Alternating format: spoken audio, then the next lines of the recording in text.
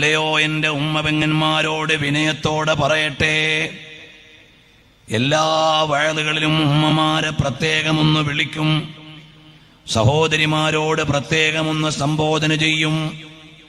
അത് നിങ്ങളോടുള്ള ദേഷ്യം കൊണ്ടല്ല, നിങ്ങളോടുള്ള മമത കൊണ്ടാണ്, നിങ്ങളുടെ നന്മയുദ്ദേശിച്ചുകൊണ്ടാണ്.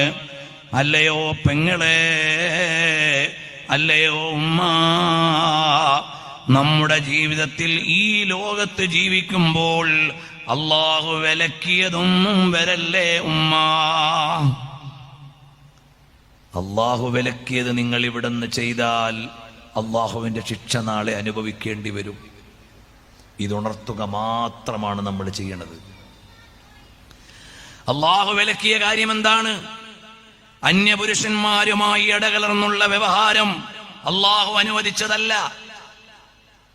സൗന്ദര്യ പ്രദർശനം അള്ളാഹു തആല അന്യപുരുഷന്മാരുടെ മുമ്പിൽ അന്യ സ്ത്രീകൾ സൗന്ദര്യ പ്രദർശനം നടത്തുന്നത് വിലക്കിയിരിക്കുന്നു. സദാചാരത്തിന്റെ സമവാക്യങ്ങൾ മാറിയ ഒരു ലോകത്താണ് നമ്മൾ ജീവിക്കുന്നത്. അതുകൊണ്ട് പദങ്ങൾ പറയാനും പേടിയുണ്ട്. സദാചാരങ്ങളുടെ മാനങ്ങൾ മാറി, കോടതികളുടെ പ്രയോറിറ്റികൾ മാറി, ജനകീയ വിചാരങ്ങളുടെ പ്രയോറിറ്റികൾ മാറി. ഈ ഒരു കാലത്തും മതമായി പറയാതിരിക്കാൻ കഴിയില്ല. അതുകൊണ്ട് ഉമ്മമാരെ, നിങ്ങൾ ശാലീനതയുള്ളവരായി ജീവിക്കണം. സൗന്ദര്യത്തിന്റെ പ്രതീകമായിരുന്നു മഹദി ആയിഷ റളിയല്ലാഹു അൻഹാ. കൗമാരത്തിന്റെയും യുവത്വത്തിന്റെയും കോമളത്വം നിറഞ്ഞ സൗന്ദര്യത്തിന്റെ പ്രതീകമായ മഹദി ആയിഷ റളിയല്ലാഹു അൻഹാ ലോകവിശ്വാസികളുടെ തലസ്ഥാനമായ മദീനയിൽ താമസിച്ചു. അള്ളാഹുവിന്റെ പുണ്യ ഹബീബ് സല്ലല്ലാഹു അലൈഹി വസല്ലം തങ്ങൾ പറഞ്ഞു, വഖർന ഫീ ബുയൂതികുന്ന വലാ തബറജ്ന തബറുജൽ ജാഹിലിയ്യത്തിൽ ഊലാ. പ്രപഞ്ചാധിപനായ അള്ളാഹുവിന്റെ നിയമം ശരിയാമണ്ണൻ നബി സല്ലല്ലാഹു അലൈഹി വസല്ലം തങ്ങൾ പഠിപ്പിച്ചു കൊടുത്തു. മഹദിയായ ഉമ്മുൽ മുഅ്മിനീൻ ആയിഷ റളിയല്ലാഹു അൻഹാ മദീനത്തെ പള്ളിയോട് ചേർന്ന് അരനൂറ്റാണ്ടോളം കാലം ഒരു കൊച്ചുമുറിയിൽ ജീവിച്ചു. ഒരിക്കൽ പോലും രംഗപ്രവേശനം ചെയ്തില്ല. ഒരിക്കൽ പോലും അന്യപുരുഷന്മാരോട് ഇടകലർന്നില്ല. ആയിഷ ഉമ്മ ബീവിയെ വിശ്വാസി ലോകത്തൊരാളും അപമര്യാദയായി നോക്കില്ല. കാരണം എന്തുകൊണ്ടാണ്? അത് ഉമ്മയാണ്, വിശ്വാസികളുടെ മാതാവാണ്. എന്നിട്ട് പോലും മതനിയമപരമായി നോക്കിയാൽ അന്യപുരുഷനാണ്, ആദരവ് കൊണ്ട് നോക്കിയാൽ ഉമ്മയാണ്. രാഷ്ട്രപിതാവിന്റെ ഭാര്യ നമ്മുടെ രാജ്യത്ത് രണ്ടാമത്തെ പൗരയാണ്, അല്ലെങ്കിൽ പൗരനാണ്. എന്നതുപോലെ പ്രിയമുള്ളവരെ, മഹദിയായ ഉമ്മുൽ മുഅ്മിനീൻ ആയിഷ റളിയല്ലാഹു അൻഹാ കൗമാര യൗവനങ്ങളുടെ സൗന്ദര്യകാലം മുഴുവനും തുടങ്ങി അരനൂറ്റാണ്ടോളം കാലം ലോകഗുരുവായ പുണ്യനബി സല്ലല്ലാഹു അലൈഹി വസല്ലം തങ്ങള് വഫാത്തായതിനു ശേഷവും മദീനയിലെ ഒരു കൊച്ചുമുറിയിലാണ് താമസിച്ചത്. ഒരിക്കൽ പോലും രംഗത്ത് വന്നില്ല,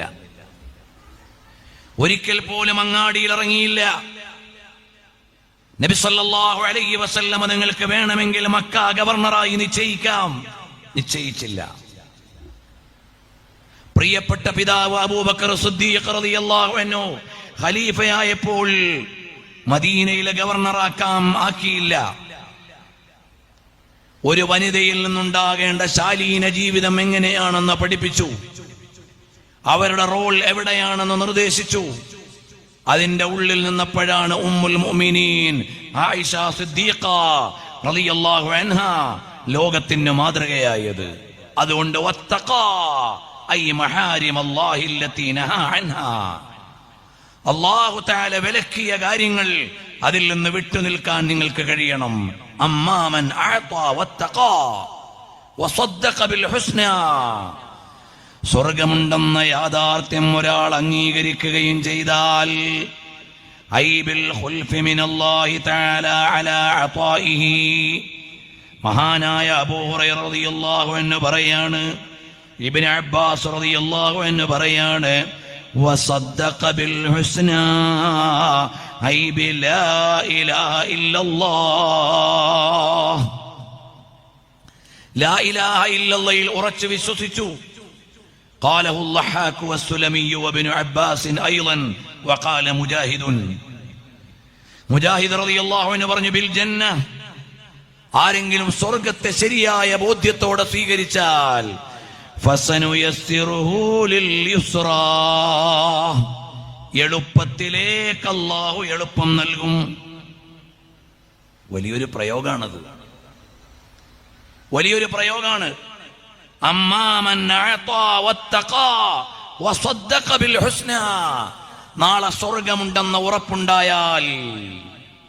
അതുകൊണ്ടാണ് ജീവിച്ചിരിക്കുന്ന നമ്മളെ കൊണ്ട് മതത്തിന്റെ ആത്മീയതയുടെ ആഴം മനസ്സിലാക്കാത്ത യൂറോപ്പിലെ ആയിരങ്ങൾ മരിച്ചുപോയ ഫലസ്തീനികളെ കൊണ്ട് പടച്ചവനെ കുറിച്ച് ആലോചിക്കുന്നത്. ഞങ്ങൾ സ്വർഗത്തിൽ ഗസ്സ പണിയുന്നു എന്ന് എഴുതാൻ കഴിഞ്ഞത് ഈ ലോകത്തെ അരിഷ്ടമായ ജീവിതത്തിൽ നിന്ന് കഴിഞ്ഞാൽ സുഭിക്ഷമായ ഒരു സ്വർഗമുണ്ടെന്ന് ഉറപ്പിക്കാൻ ഫലസ്തീനിന്റെ മക്കൾക്ക് കഴിയുന്നത് കൊണ്ട് വസദ്ദഖ ബിൽ ഹുസ്നാ, അവര് സ്വർഗത്തിലേക്ക് കണ്ണു നട്ടിരിക്കുന്നു. പ്രതീക്ഷിക്കാൻ എന്തെങ്കിലും ഇല്ലായിരുന്നെങ്കിൽ ഇസ്രയേലിലെ പട്ടാളക്കാരുടെ മുമ്പിൽ പോയിട്ട് കൈകൂപ്പിയിട്ട് ഈ ലോകത്ത് ജീവിക്കണമെന്ന് ഫലസ്തീനിലെ മക്കൾ പറയുമായിരുന്നു. ഗുജറാത്ത് കലാപം നിങ്ങൾക്ക് ഓർമ്മയുണ്ടാവും.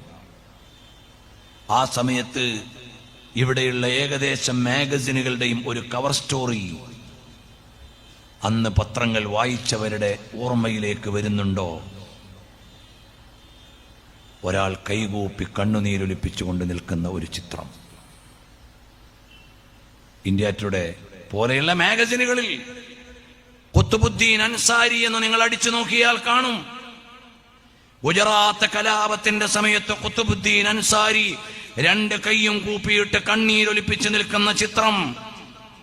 അതായിരുന്നു അന്നത്തെ ഏറ്റവും ടോപ്പ് കവർ ചിത്രമായി ഉണ്ടായിരുന്നത്. എന്തിനു വേണ്ടിയുള്ള ചിത്രമായിരുന്നു? ജീവന് വേണ്ടി യാചിക്കുന്ന ചിത്രം. ജീവന് വേണ്ടി യാചിക്കുന്ന ചിത്രം. അത് അഭിമാനത്തിന്റെ ചിത്രമല്ല, അത് അപമാനത്തിന്റെ ചിത്രമാണ്. അവിടെയാണ് നമ്മൾ പറയുന്നത്, ഫലസ്തീനിലെ കുരുന്നുമക്കൾ എന്റെ ജീവിതം അവസാനിക്കാൻ അടുക്കുന്നു എന്ന് വിചാരിക്കുമ്പോഴും ഇലൽ ജന്ന, എന്റെ ഉപ്പയും ഉമ്മയും സ്വർഗത്തിലേക്ക് പോയി, ഞാനും അവിടേക്ക് പറക്കാൻ ഒരുങ്ങുന്നു എന്ന് പറക്കമുറ്റാത്ത ഓമന മക്കള് ഫലസ്തീനിന്റെ ഖുദ്സിന്റെ മണ്ണിൽ നിന്ന് പറയുമ്പോൾ എന്റെയും നിങ്ങളുടെയും ഉള്ളിലുള്ള ഈമാനിന്റെ ജ്വലനം എത്രയുണ്ടെന്ന് ആലോചിക്കണം. എന്റെ പൊന്നു പെങ്ങളെ, ജീവിതം ഇവിടത്തേതല്ല, അവിടുത്തേതാണ്. എന്റെ ഉമ്മമാരെ, ജീവിതത്തിന്റെ ആസ്വാദനം ഇവിടെയല്ല, നാളെയാണ്. അനന്തമായ പറുദീസ വരാനുള്ളത് പരലോകത്താണ്. ക്ഷേമങ്ങളുടെ, മോക്ഷങ്ങളുടെ, ആനന്ദങ്ങളുടെ, ആസ്വാദനങ്ങളുടെ, മനോഹാരിതയുടെ സംഗമം വരാനുള്ളത് സ്വർഗമാണ്, സ്വർഗമാണ്. ലോകഗുരുവായ തിങ്കൾ റസൂലുള്ളാഹി സ്വല്ലല്ലാഹു അലൈഹി വസല്ലം തങ്ങൾ പറഞ്ഞ സ്വഹീഹായ ഒരു ഹദീസിൽ കാണാം, ഈ ലോകത്ത് ഏറ്റവും ടോപ്പായി ജീവിച്ച ഒരാൾ, ഏറ്റവും അടിച്ച് പൊളിച്ച് തകർത്ത് അതിന്റെ അപ്പുറത്ത് വേറെ ആളില്ല, അങ്ങനെ ജീവിച്ച ഒരാൾ, ഏറ്റവും വലിയ ആസ്വാദനം. ഇപ്പൊ നമ്മൾ പറയും ബ്രൂണൈ സുൽത്താൻ, അല്ല അതിനേക്കാളും ഈ ലോകത്ത് കഴിഞ്ഞു പോയവരിൽ, ഈ ലോകത്തിന്നുള്ളവരിൽ, ഈ ലോകത്തിന്റെ തുടക്കം മുതൽ ഒടുക്കം വരെയുള്ള ജീവിതത്തിൽ അള്ളാഹുവിനെ മറന്നിട്ട് ഏറ്റവും ആസ്വദിച്ച ഒരാൾ, അയാളെ അള്ളാഹു നാളെ പരലോകത്ത് കൊണ്ടുവരും. ഒരു സെക്കൻഡ് നരകത്തിലൊന്ന് പ്രവേശിപ്പിക്കും, എന്നിട്ട് ഇങ്ങെടുക്കും. അവനോട് ചോദിക്കുമല്ല, നീ നിന്റെ കഴിഞ്ഞ ജീവിതത്തിൽ എവിടെയെങ്കിലും വല്ല ആസ്വാദനവും അനുഭവിച്ചിട്ടുണ്ടോ? വല്ല ആനന്ദവും, ഒരാനന്ദവും ഞാൻ അനുഭവിച്ചിട്ടില്ല. എനിക്കൊരു സുഖം ഉണ്ടായിട്ടേ ഇല്ല. എല്ലാ സുഖങ്ങളും മറന്നുപോകും. എല്ലാ സുഖങ്ങളും മറന്നുപോകും. ഈ ഒരൊറ്റ നിമിഷം കൊണ്ട്, നരകത്തിന്റെ ഒരു നിമിഷം കൊണ്ട് ഈ ലോകത്തനുഭവിച്ച മുഴുവൻ സുഖങ്ങളും മറന്നുപോകും. ഇന്നാലില്ലാഹ്.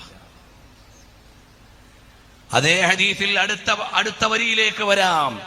ഈ ലോകത്തെ ഏറ്റവും ദാരിദ്ര്യത്തിൽ ജീവിച്ച ഒരാൾ, ഏറ്റവും കഷ്ടപ്പാടിൽ ജീവിച്ച ഒരാൾ, അതിനപ്പുറത്തൊരു കഷ്ടപ്പാടില്ല. വിശ്വാസിയാണ്. വിശ്വാസിയായ ഒരു മനുഷ്യൻ ഈ ലോകത്ത് കഷ്ടപ്പാടിന്റെ ആഴത്തിൽ താമസിച്ച ഒരാൾ, അയാളെ നാളെ പരലോകത്ത് കൊണ്ടുവന്ന് ഒരു സെക്കൻഡ് അല്ലാഹു സ്വർഗത്തിലേക്ക് പ്രവേശിപ്പിക്കും.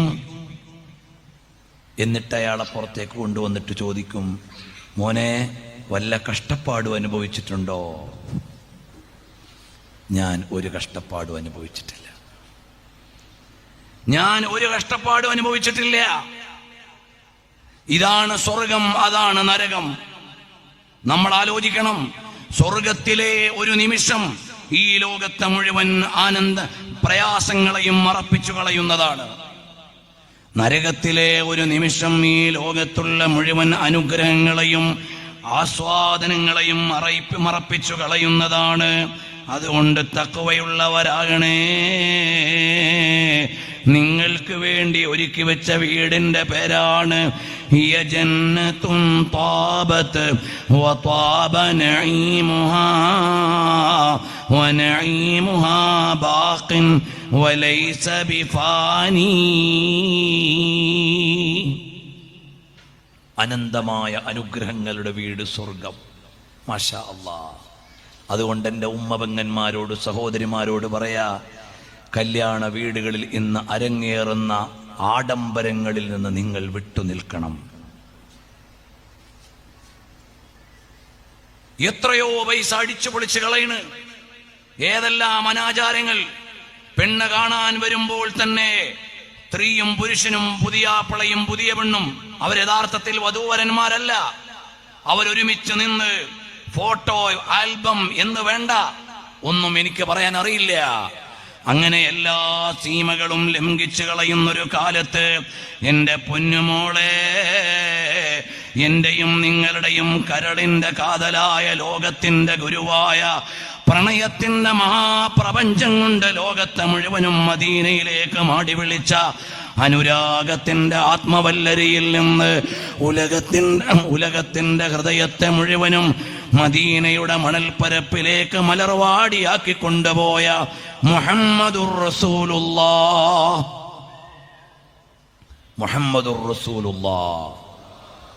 സ്വലാത്ത് ഒന്നുകൂടി ഉഷാറാവട്ടെ.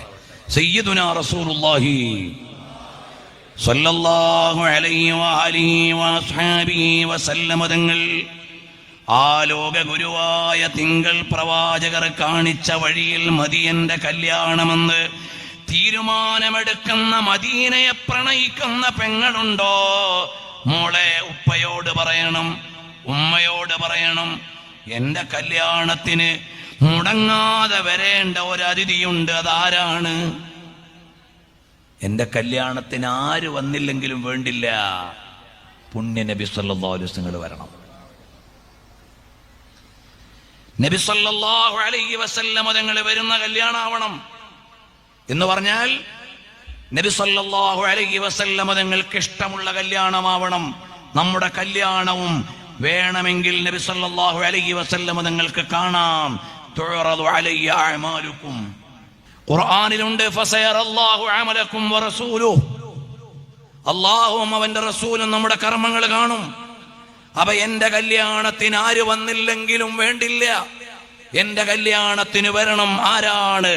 ഉലകത്തിന്റെ ഉടയവൻ, പ്രണയത്തിന്റെ പര്യായമായി നിയോഗിച്ച അഷ്റഫുൽ വറാ റസൂലുള്ളാഹ് സല്ലല്ലാഹു അലൈഹി വസല്ലം തങ്ങൾ വരണം എന്നൊരു തീരുമാനം എന്റെ പെങ്ങൾക്ക് വേണം. പൊന്നുമോളെ, മോളുടെ കൽബിൽ വേണേ. ഞാൻ ധരിക്കുന്ന വസ്ത്രം എന്റെ പൊന്നു മുസ്തഫ സല്ലല്ലാഹു അലൈഹി വസല്ലം തങ്ങൾക്ക് ഇഷ്ടമുള്ള വസ്ത്രമാവണം. വാപ്പ ഗൾഫുകാരനായതുകൊണ്ട് ജാട അടിക്കാൻ നോക്കും, മോള് നിന്ന് കൊടുക്കരുത്. ഉമ്മയ്ക്ക് അയൽവാസിയോട് മത്സരിക്കാനൊന്ന് ഉഷാറാക്കാൻ തോന്നും, മോളെ നിന്ന് കൊടുക്കരുത്. എന്റെ പുതിയ തലമുറയിലെ ആലോചനയുള്ള പെൺമക്കളോട്, പെങ്ങന്മാരോട് അല്ലാഹുവിന്റെ ഹബീബ് സല്ലല്ലാഹു അലൈഹി വസല്ലം തങ്ങളെ ഇഷ്ടം വെക്കുന്ന പ്രിയപ്പെട്ട മക്കളോട് പറയാണ്, നമ്മുടെ കല്യാണത്തിന് ആര് വന്നില്ലെങ്കിലും വേണ്ടില്ല, ലോകഗുരുവായ സയ്യിദുൽ വറ റസൂലുള്ളാഹി സ്വല്ലല്ലാഹു അലൈഹി വസല്ലമക്ക് ഇഷ്ടമുള്ളതാവണം. ഈ തീരുമാനത്തിലേക്ക് വരണം. അതിനാണ് തഖ്വ എന്ന് പറയുന്നത്. എന്റെ കല്യാണത്തിന് വരണം. എന്റെ പ്രിയമുള്ള ചെറുപ്പക്കാരെ, ജമീൻ ഭി ബദൽ ജായേഗാ, ജമാൻ ഭി ബദൽ ജായേഗാ. കാലവും ലോകവും എല്ലാം മാറും, പക്ഷേ യുവാക്കൾ മാറണം. എന്റെ കല്യാണം ഏത് കൾച്ചറിൽ നടത്തണമെന്ന് തീരുമാനിക്കാൻ ഒരു യുവാവിന് കഴിയണം. അതെങ്ങനെ? എന്റെ ഹബീബ് സല്ലല്ലാഹു അലൈഹി വസല്ലം തങ്ങൾ ഇഷ്ടപ്പെടുന്ന വിധത്തിലായിരിക്കണം എന്റെ കല്യാണം. അങ്ങനെ ഒരു യുവാവ് തീരുമാനിച്ചാൽ മാഷാ അല്ലാഹ്, അവിടെ അനാചാരങ്ങൾ വരില്ല. ഞാൻ മദീനയിലാണ്, നബി സല്ലല്ലാഹു അലൈഹി വസല്ലം തങ്ങൾ അവിടുന്ന് ഉടലോടെ ഈ ലോകത്ത് അനുഗ്രഹീത സാന്നിധ്യമുള്ളപ്പോഴാണെങ്കിൽ അവിടുന്ന് വരാൻ പറ്റുന്ന ഒരു കല്യാണമേതോ അതല്ലേ മോനെ നമ്മൾ നടത്തേണ്ടത്. അതുകൊണ്ട് അമ്മാമൻ അഅതാ വത്തഖാ വസദ്ദഖ ബിൽ ഹുസ്നാ, നാളെ റിവാർഡ് ഉണ്ട്. നമ്മൾ വിചാരിക്കണ എന്താ? നാളത്തെ സ്വർഗം, നാളത്തെ പരലോകം. ഇതൊക്കെ നമ്മുടെ കൽബിൽ ഉറപ്പ് വേണം. ഞാനിവിടെ നിൽക്കുന്നു, നിങ്ങളിവിടെ ഇരിക്കുന്നു, ഇവിടെ പ്രസംഗം നടക്കുന്നു, ഇവിടെ ഷോപ്പുണ്ട്. ഇതിനേക്കാൾ വലിയ യാഥാർത്ഥ്യമാണ് നമ്മൾ മരിച്ചു കഴിഞ്ഞാൽ പരലോകമുണ്ട് എന്നത്. നമ്മുടെ ഉള്ളിൽ അങ്ങനെ വരുന്നുണ്ടോ? അങ്ങനെ ആലോചന ഉണ്ടോ? അപ്പോഴാണ് നമ്മൾ യഥാർത്ഥ മുഅ്മിനീങ്ങളാവുക. മരിച്ചു കഴിഞ്ഞാൽ ഖബറിൽ ജീവിതമുണ്ട്, അവിടെ ചോദ്യമുണ്ട്. ഇതെല്ലാം ഡെഫിനിറ്റ്ലി നിർബന്ധമായുമുണ്ട് എന്ന ഉറപ്പ് നമ്മുടെ കൽബിൽ വരണം. അപ്പോഴേ നമ്മുടെ ഈമാനാവുകയുള്ളൂ.